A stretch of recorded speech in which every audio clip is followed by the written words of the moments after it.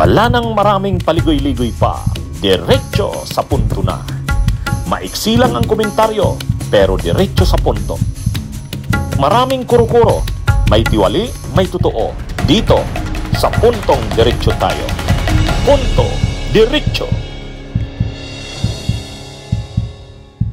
One point lang po, kasi nabanggit nyo kanina, pinagbibintangan nga po yung House of Representatives sa mga insertions. Yung sabi nga po ninyo, DS, sasabihin na naman, kinakana naman po ng mga congressman yung budget po. No? Pero do you think head should roll, especially on the part of the DBM maybe, or sa kung sino man po yung dapat na managot sa nangyayaring ito, aside pa dun sa magiging recommendation po ninyo na ibalik nga po muna yung NEP sa DBM? Well, di ba continuing process ito? The task of holding people accountable does not end here. In fact, even when you get to the Senate, we are hoping that will continue. For example, there's a lot of talk about, the BICAM and all of that. No, I don't think that has been completely resolved yet. No. By the way, I want to take this opportunity to apologize to Senator Grace Poe, no, kasi nabanggit ko siya as the three people that were involved in the final drafting of the end result, no? And I learned that even she was not really allowed to participate in the discussion. So, I apologize to her in front of everybody. But I think that the process of determining accountability on all of those things should continue. We have done it here in the House. Our chairman of Committee on Appropriations from the last year is no longer there. He is replaced by somebody who is very competent and beyond reproach. We think that that should happen also in the upper chamber. No, let this process be left in the hands of people with clean hands. No, wala naman yung may mga bahid pa kasi we will do our work here, then we will send it to the Senate. If they have not resolved this issue of accountability by the time this gets to them, I don't think anybody will believe the result that will come after that. Di ba? Nagkakalaglagan na ba sa Kongreso? Nagdidistansyahan na sila sa pananagutan tungkol dun sa BICAM. Ay syempre, controversial yung mga insertion sa BICAM. Ay nung kasing last year kasi, nung pinag-usapan yung budget para sa ngayong taon na 2025, nagbuo ng small committee BICAM. Ay syempre, ang nandun, si Romualdez, si Chis Escudero, si Grace Poe, at saka si Saldico. Sila yung mga pinakamakapangyarihan doon. Pero si Romualdez hindi halos umattend na. Ang naiwan yata yung tatlo. Si Chis Escudero bilang Senate President, si Grace Poe bilang Finance Committee Chair ng Senado, at si Saldico bilang House Appropriations Committee Chair. Ay ngayon, dahil maraming anomalya na lumilitaw sa mga in-insert na budget ng 2025, posibleng itong mga anomalya sa flood control at iba pang infrastructure projects ay kakabit doon sa mga insertions na pinasok ng 2025 budget.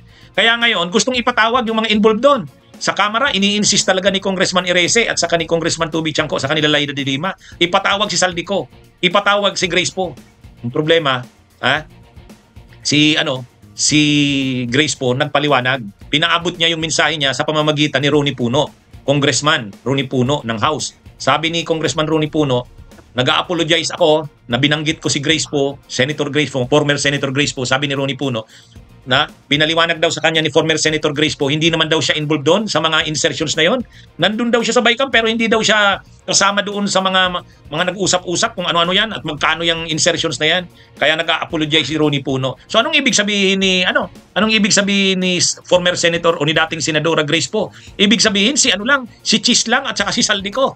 Ay mukhang matindi talaga to. Nagkakalaglaga na. O kaya ngayon si Saldico ayun na. Pumunta na ng Amerika, biglang nawala. Kasi hindi talaga tatantanan nila Congressman Egay Irese at saka nila Congressman Tubi Chanco. Gusto talaga nila padaluhin sa pagdinig ng Kamara. Si Saldico. Ay syempre, ini-insist din nila, hindi lang si Saldico, dapat pati si Grace Poe. O kaya ngayon, dumidistansya na si Grace Poe. Ang sinasabi ni Grace Poe, hindi ako involved dyan.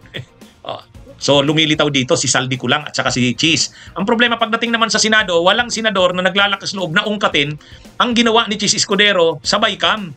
Ang ginawa ni Chis Escudero ng mga insertion sa BICAM. At si Chis Escudero tahimik din. Ang dami kasi nilang pananagutan dyan, makakabunyog mga kababayan. Kaya nagkakaganyan yan. Tahimik si Chis Escudero. Parang ganitong nangyari.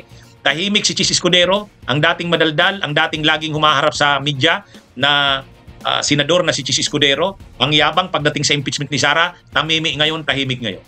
Si Saldico naman, si Saldico, wala na, nandun na sa Amerika, nagkasakit bigla. Si Grace po naman, nagpaabot ng mensahe niya sa pamamagitan ni Congressman Ronnie Puno, hindi ako involved dyan. Part ako ng BICAM pero hindi na ako na-involved sa mga usapan dyan. Ibig sabihin, yung mga insertions talaga hindi siya involved. Dapat magsalita siya, hindi sa pamamagitan ni Ronnie Puno. Itong si Grace po, dapat magsalita sa direkta. Pwede naman siyang magpa-press con. Sabi niya na ang lahat ng nalalaman niya. Kung ano man yung ano niya, kung ano man sa pwede naman siyang umatin pa rin sa pwede naman umatin pa rin siya sa pagdinig ng kamera. Di doon niya sabihin lahat ng nalalaman niya. Nagdidistansya siya. Sabi niya hindi naman siya involved doon. Ang ibig sabihin ni Grace po, pag natin doon sa mga pera ng usapan, yung insertions, hindi na talaga siya involved doon. Di sabihin niya yon under oath. Total, hindi na siya senadora. Hindi na siya mai-invoke ang parliamentary immunity. Yung anumang sasabihin niya doon, under oath siya, pwedeng magamit laban sa kanya at pwede siyang makasuhan ng perjury. Maganda yun. Kung gusto niya talagang ipakita na hindi talaga siya involved doon sa mga insertions na yon, ilang tao lang talaga ang involved doon, lumalabas, dalawa na nga lang sana. Dalawa na lang pala. Di siya, sabihin niya ang lahat niyang nalalaman. Hindi pwedeng ito lang si Ronnie Puno ang nagsasabi niyan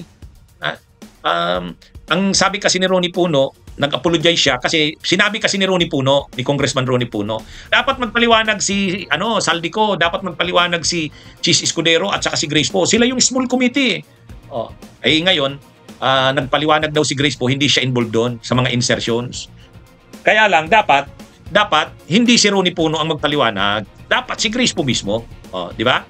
Yan mga kabunyog, mga kababayan. Hintayin natin si Grace po.